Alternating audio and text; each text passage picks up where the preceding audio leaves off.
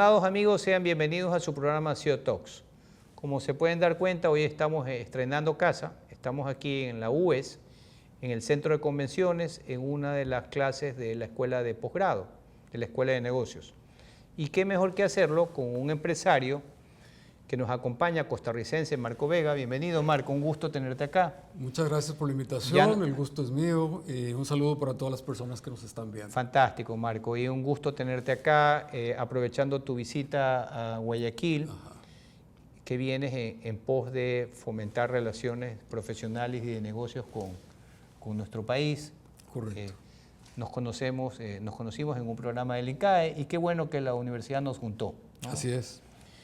Cuéntanos de tu historia, Marco. Tú eres empresario, tienes una empresa familiar en el mundo, creo que de la ferretería y el comercio, y después también tienes una práctica de consultoría en las finanzas. Háblanos de ti. Sí, correcto. A ver, a nivel de familia, iniciamos un negocio, mi papá, yo estaba muy chiquillo cuando eso, y ya más de 45 años en el mercado, y básicamente tenemos negocios en B2B, B2C, tema de herramientas, y luego tenemos una consultoría a nivel también con mi hija, sobre todo haciendo temas de estrategia financiera, cosas por el estilo. Así es que somos lo que en inglés se denomina un practitioner, que tenemos participación directa en negocios de la familia personales, pero también asesoramos a empresas. ¿Cuál fue tu carrera inicial? Hay algo que me marcó cuando yo era chiquillo. Yo tenía, no recuerdo, tal vez 10 años.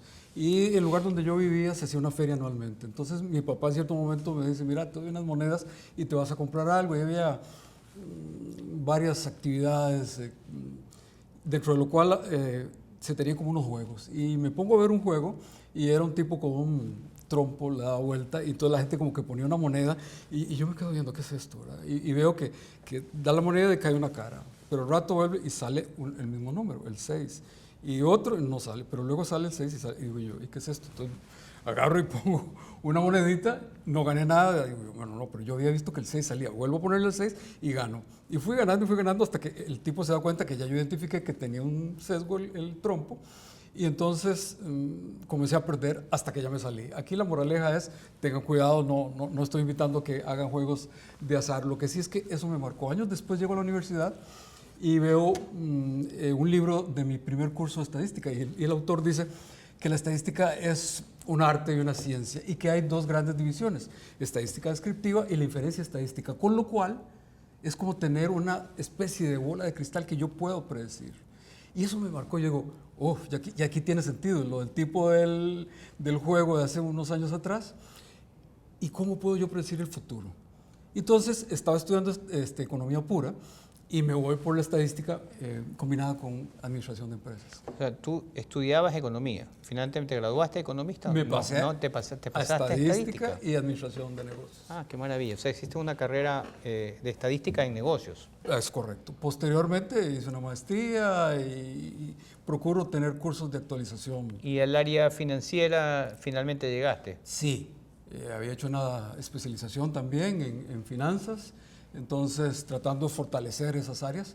Y mi vida fundamentalmente estuvo al inicio temas de la parte de la estadística combinado con temas de administración de empresas y cómo eso me daba herramientas para tratar de ser un poco más efectivo en todo lo que hacía. ¿Cómo combinas este rol entre practitioner de la empresa familiar, la consultora? Es todo un reto porque tenés que tener mucho cuidado con la administración del tiempo. Hay algo que me marcó ya hace muchos años, los 7 hábitos de la gente altamente efectiva, Stephen Covey. Y uno de los ingredientes que dice Covey, primero tenés que romper paradigmas y tener que visualizarte hacia dónde querés ir, tener una victoria interna primero antes de pretender tener la externa, y habla de los hábitos. Entonces pone una frase de Aristóteles: somos lo que hacemos día a día, de tal manera que la excelencia no es un acto, sino es un hábito. Comienza a trabajar con tus pensamientos primero, siembra un pensamiento y cosecharás una acción, siembra una acción y cosecharás un hábito, siembra un hábito y cosecharás un carácter, siembra un carácter y vas a terminar tus días con lo que comenzaste poniendo de pensamientos. Veo que hicimos bien en hacer esta entrevista aquí en un espacio académico. Eres Así buen es. docente. ¿Das clase o no? Sí doy clases De maestría, me imagino, o de pregrado. de diferentes cursos. Diferentes cursos. Sí, correcto. Y dentro del ámbito del management, de la gerencia, ¿qué es lo que más te gusta? ¿Qué es lo que más te apasiona? Hay todo un tema en el manejo. Mi primer curso de administración tenía que ver con un libro que dentro de las cosas que mencionaba estaba lo de teoría X y teoría Y de Douglas McGregor de MIT años 60. Entonces él decía, ¿cómo yo logro motivar a una persona o versus la forma como mucha gente lo hacía como con un látigo? Entonces, ¿cuál es la forma de hacerlo? Y me encantó cómo lo describía de que yo debo motivar, tratar de motivar, que es una forma moderna de administrar un poco. Que ya no es esa, que ya no es la del castigo, digamos, Exactamente. sino que es la de la inspiración. Exactamente. Un poco o sea, Peter Drucker, definir objetivos, medirlos y evaluar. O sea, lo que a ti te motivó mucho es salir de ese esquema y entrar a un esquema moderno de administración. Correcto. Que más tiene que ver con definir objetivos, con motivar a la gente a alcanzar los objetivos. Entonces ahí es donde conecto con todo el tema de los números de la estadística. No me imaginaba que Harvard iba a definir muchos años después dentro de las profesiones con nuevas de futuro, digámoslo así, más interesantes y que iban a tener más proyección. El científico de datos lo catalogó como la profesión más sexy. Y por ahí es donde conectamos un poco con todo esto. Así es que... O sea que ahora has terminado siendo un científico de datos. Sí, no sexy. Sí, estoy tratando de conectar todos esos temas. Para la toma de decisiones, ¿verdad? Es fundamental. ¿Quién ha sido mentor en tu vida? Bueno, en realidad los profesores que he tenido fundamentalmente, algunos en la Universidad de Costa Rica al principio, cuando estaba muy joven, posteriormente en el INCAE, y ha marcado mi vida. Algunos autores y cosas que he leído hace varios años, leí mucho de John Maxwell sobre el tema del liderazgo. Ideas y consejos que te hayan penetrado, digamos, que hayas consolidado en ti, en tu gestionar. Bueno, vuelvo a los 7 hábitos. A los 7 hábitos. O sea, eso veo que... Sí, a mí me marcó, yo lo recomiendo. Sí. Ese es un clásico. Es un clásico, ya tiene sus años, salió creo que en el año 89, yo lo leí a principios de los 90 y realmente eso marcó mi vida. Y grandes decisiones en tu vida, puntos de inflexión, que digas, esta decisión que hice fue determinante para donde estoy en este momento. Bueno, me remonto a hace muchos años también. Tuve la oportunidad, para mi primer trabajo, había hecho unos exámenes en una empresa estatal y se abrió una oportunidad en una empresa privada. En la empresa estatal trabajaba de 8 a 4 de la tarde y realmente no era muy pesado el trabajo. En la empresa privada, que al final decidí hacerlo, implicaba un trabajo fuerte. Pero yo dije, no me quiero desarrollar en el sector público, me visualizo dentro de algunos años siendo gerente de una empresa o incluso si las empresas de la familia, que en aquel momento eran más pequeñas, se desarrollan, pues aplicar esa experiencia y demás. Y así lo hice. Entendí que había que pagar un precio y un poco a sacrificar algunas cosas y posteriormente eso me ha rendido frutos. Tus valores personales, ¿qué valoras en tu vida, Marco? Bueno, es fundamental. Parte de lo que vuelvo a Kobe es tomar decisiones con base en principios y valores. ¿Y cuáles son? Háblame de un par de principios que guían tus decisiones. Yo creo que hay que ser muy transparente, hay que ser honesto en esta vida, en todo el amplio sentido de la palabra, con las relaciones, con la gente. Y esto te ayuda a, incluso tema familiar, esa relación. Hoy mis mejores amigos son mis hijos, pero eso tienes que trabajarlo todos los días. Y entonces temas de tratar de hacer al prójimo lo que quieres que te hagan, pero también ser de nuevo bastante consecuente con lo que pensás y lo que haces, basado en temas de honestidad, de transparencia. Y hay una cosa que me gustó también y quisiera mencionarla, de John Maxwell, que dice que el don de Dios para mí es mi potencial. Cada uno de nosotros tenemos algo distinto. Son nuestros dones, nuestro potencial. Pero mi don hacia Dios, dice Maxwell, es lo que yo hago con ese potencial. Entonces, el punto es identificar lo que tengo, conecta un poco con inteligencia emocional de Goleman, autoconocimiento, autocontrol, disciplina, trabajo en equipo, y entonces eso te garantiza. No necesariamente tienes que ser un super genio para triunfar en la vida, pero si sos inteligente desde la perspectiva emocional, con eso que acabo de mencionar, puedes hacerlo. Entonces, por ello creo que va un poco el éxito y lo que yo puedo compartir con cada una de ustedes en este momento. Trabajas con tu hija. ¿Cómo es esa relación con tu hija? ¿Han formado una consultora? Cuéntame Exacto. un poco. Sí, bueno, mi hija tiene una especialización en finanzas y en inglés lo que se denomina M&A, fusiones, adquisiciones y riesgos de capital. Y yo estoy con todo el tema de estrategia, de finanzas y demás. Ha sido muy interesante. Yo tengo las canas, la experiencia. Correcto. Y ella la juventud y vemos a veces desde perspectivas distintas el mundo y los negocios. Y funciona esa sinergia intergeneracional. Pero exactamente eso es. Nos permite ver diferencias, lo discutimos, lo hablamos, y yo aporto algunas cosas, ella me aporta otras que tal vez yo no veo, y nos ha funcionado de manera excelente. ¿Qué ha cambiado en los últimos años en el mundo de la empresa? ¿Cómo miras? Tú eres un consultor de estrategia, con bastante énfasis en data, en finanzas. Mirando de afuera, ¿cuál es el contexto empresarial hoy? Yo creo que el mundo, bueno, después de la pandemia quedó más claro, creo, para todos. Ya desde finales del siglo pasado se hablaba de cómo definir el mundo que estaba volviéndose más cambiante. No es que antes no sufriéramos cambios, es que ahora son más rápidos, más dramáticos también. Entonces se hablaba del mundo VUCA, por las siglas en inglés, volátil, incierto, complejo y ambiguo. Eso nos daba una idea de que el mundo es cambiante. Correcto. Viene la pandemia y ya ni siquiera es VUCA. El post-VUCA es frágil, ansioso, no lineal y a veces incomprensible. Entonces, ¿cómo manejarnos en ese contexto? La verdad es que hay que ser un poco... Sun Tzu, en el arte de la guerra, hablaba de una serpiente, Shuaiyan, de ciertas regiones montañosas de China. Entonces decía que hay enemigos y situaciones que son como Shuaiyan. Si le das por la cabeza, te ataca con la cola.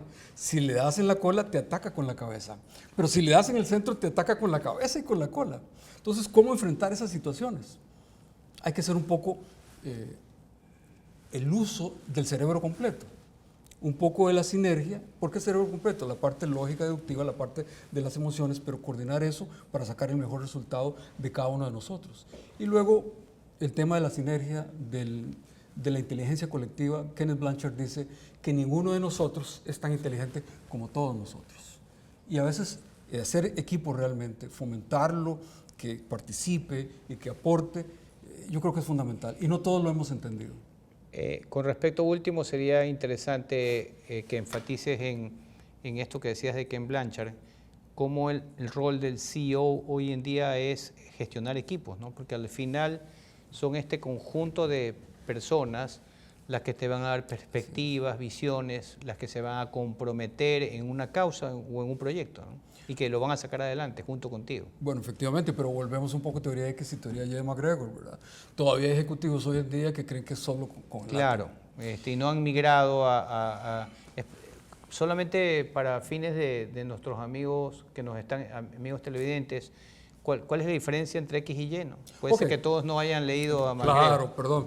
A ver, básicamente lo que decía es, la teoría X era la forma tradicional, vieja, antigua, de administrar. Que todavía sigue anclada en algunas personas. Sí, tipo Henry Ford, visionario y demás, pero decía, todo el mundo puede tener un carro del color que quiera, siempre y cuando sea negro. Entonces, era muy estricto con muchas cosas. Muy rígido. Muy rígido.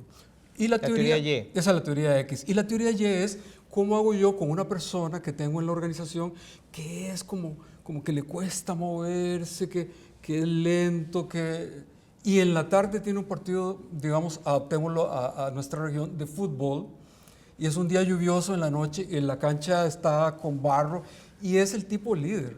Corre, se mueve y grita, bueno, mire, que páseme la bola, ¿qué pasó?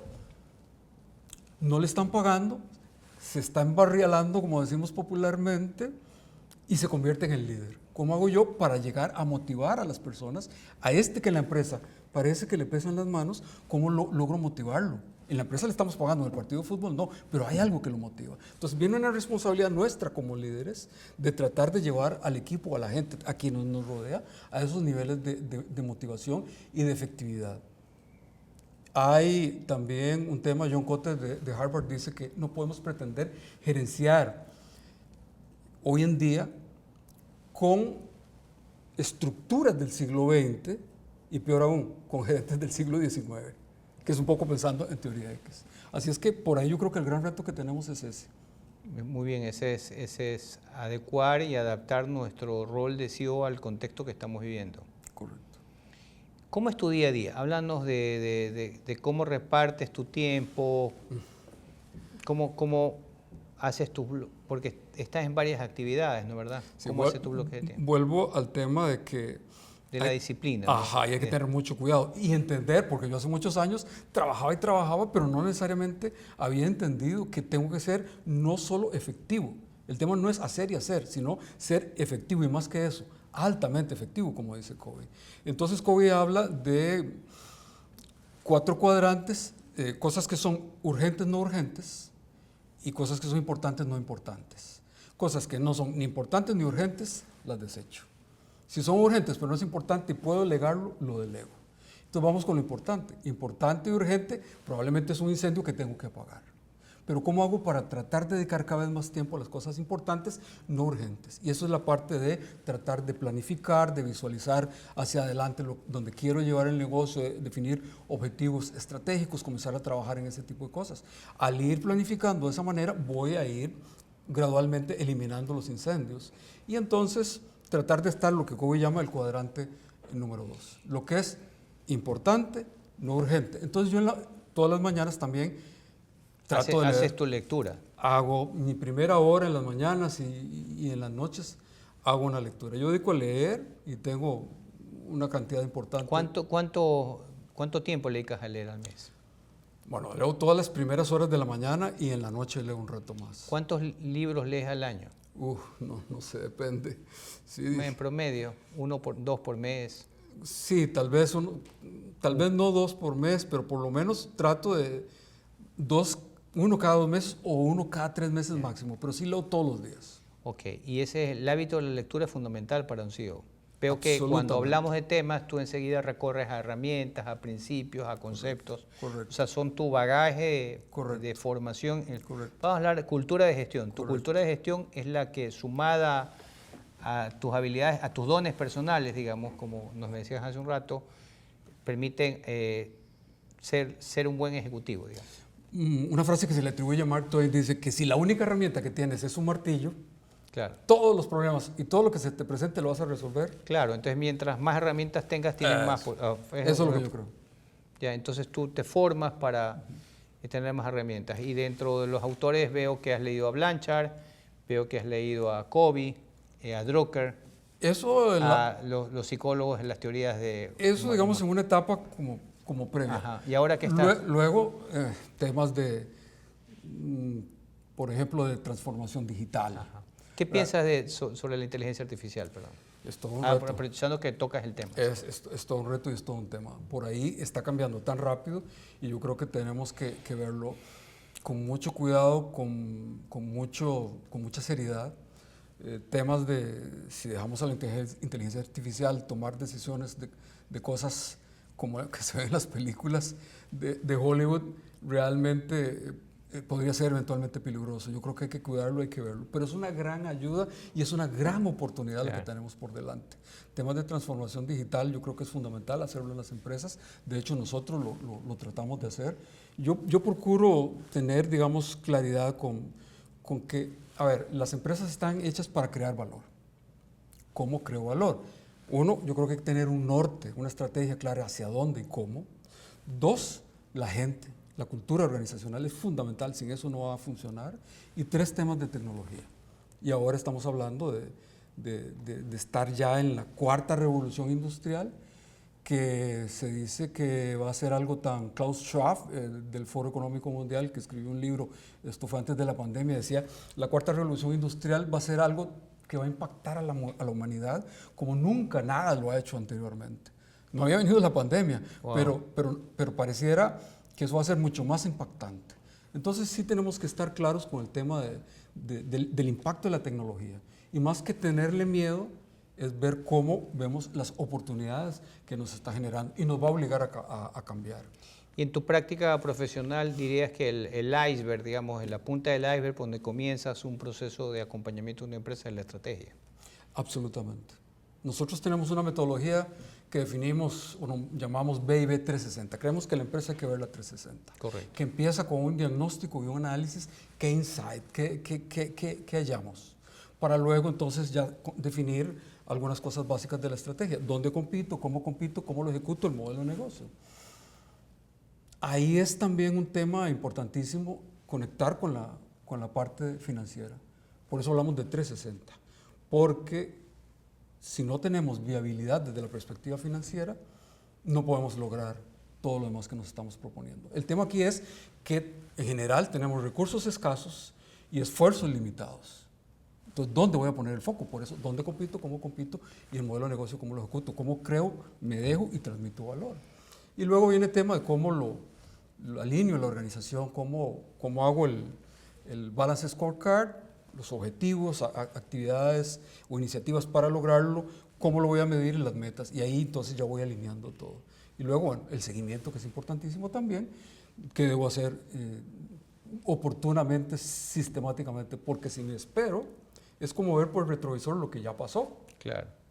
O sea, hay que monitorearlo con la frecuencia que se debe. Bueno, nos has dado en pocos minutos una tremenda clase de management, de cómo conducir una empresa. Háblanos de tu visita acá a Guayaquil. ¿Cuál es el propósito de tu venida? Bueno, estamos invitados por Eduardo Eduardo Jurado de SEM Group. de SEM Group, y nos hemos reunido con él esta mañana, vamos a estar en estos días, y también invitado por vos para participar con tus grupos, 2 de tus grupos En The Council, sí. de The Council. ¿Pero qué te hizo mirar Ecuador, digamos, o ir a Guayaquil? Vemos, después de conversar, especialmente con Eduardo, una oportunidad muy interesante, una oportunidad de poder transmitir mucho de esto que muy breve hemos conversado el día de hoy, en una ciudad, no solo el país, sino particularmente la ciudad, que es una ciudad dinámica, grande, industrial, con un potencial donde podemos desarrollar mucho de lo que hemos hablado. Así es que estamos conversando con diferentes personas, empresarios, y tratando de encontrar oportunidades para ambas partes. Y ves también las posibilidades de Ecuador hacia Costa Rica también. Puede ser, estamos evaluando también esas posibilidades. El giro de tu empresa familiar, que hemos hablado muy poco, porque vi tu hoja de vida, ¿sigue siendo el director financiero? ¿Estás en el board? Inicié como director financiero, okay. Digamos, siempre socio, director y gerente financiero. Okay. Y luego, pues, ya soy el presidente de la junta directiva, el chairman del board. Ahorita eres presidente del board. Sí, correcto. Lo fue durante muchos años mi papá, ya tiene 90 años. Entonces ya él salió, ya llegó un tema de edad, y entonces ya yo paso a ser el Fantástico. presidente. ¿Y en tu firma, en tu empresa, hay más familia? ¿Siguen tus hermanos? ¿Cómo es tu familia? Sí, ¿Tienes hermanos? a ver, los socios somos toda familia, papá, mamá y los hijos y un cuñado. Y estamos ahí, algunos de los miembros trabajando, un hermano, un cuñado y yo, básicamente. Okay. ¿Y tienen gobierno corporativo? ¿Han hecho un pacto ahí de Tenemos familiar? gobierno corporativo, el tema familiar es todo un tema. Yo creo que hemos encontrado, no solo a nivel nuestro de familia, sino a nivel en general de las empresas con las que conversamos, en Latinoamérica el altísimo porcentaje de las empresas son familiares. Son propiedades de familias. Y resulta que te encontrás que no necesariamente tienen claridad de cómo manejar ese gobierno corporativo. Ese corporate governance es fundamental, porque tienes que definir una serie de aspectos. Si no hay reglas claras del juego, se puede complicar, y de hecho se complica. Así es que por ahí también nosotros trabajamos en esos temas, tratando de asesorar a las empresas y juntas directivas, y a lo interno de las empresas nuestras, pues tratando de compartir un poco las experiencias y sacar provecho. ¿Y cómo te ha tratado Guayaquil? Pues ya tienes un día por acá, el Muy bien, clima, la comida. muy bien, hemos comido muy sabroso, el clima está rico, está calientito todavía y muy bien, la gente súper especial. ¿Tu primera vez? Es mi primera vez acá. La cultura, el trato de los guayaquileños. Muy bien, muy contento. Tengo algunos colegas que ya conocía de atrás, pero no había estado acá propiamente. Y me llevo súper bien con toda la gente que he conocido de acá. Bueno, de yo Ecuador. feliz que vengas, que estés en este espacio, que podamos conversar, que nos puedas acompañar en las sesiones de los council. Y más feliz que hayas visto en Ecuador una oportunidad, ¿no? Quizás las noticias no son tan positivas Sí. las que se transmiten afuera, Sí. pero creo que te has sentido cómodo acá, ¿no? ¿Verdad? En Zen Group, en nuestra ciudad y aquí en la universidad. Así es. Muy bien, te agradezco muchísimo. Pues muchas gracias por la invitación, muchas gracias a todas y todos los que nos han escuchado y visto en este programa. Esperamos que la conversación haya sido No, productiva. valiosísima, se la vamos a transmitir a la universidad y ojalá en algún momento te puedan invitar, porque ya no estar sentado del lado de aquí, sino del lado de allá, compartiendo esa cátedra que nos ha dado hoy, ¿no? Muchas gracias. A ti, Marco, a ustedes, amigos televidentes, muchas gracias por acompañarnos. Como ustedes saben, este espacio es para conectar a personas como Marco, para aprender de esa experiencia, no solamente de empresas ecuatorianas, sino latinoamericanas y de profesionales tan valiosos como quien nos ha acompañado hoy. No te pierdas los próximos programas de CEO Talks. Estamos para formar e informar las experiencias y las vivencias de los CEOs.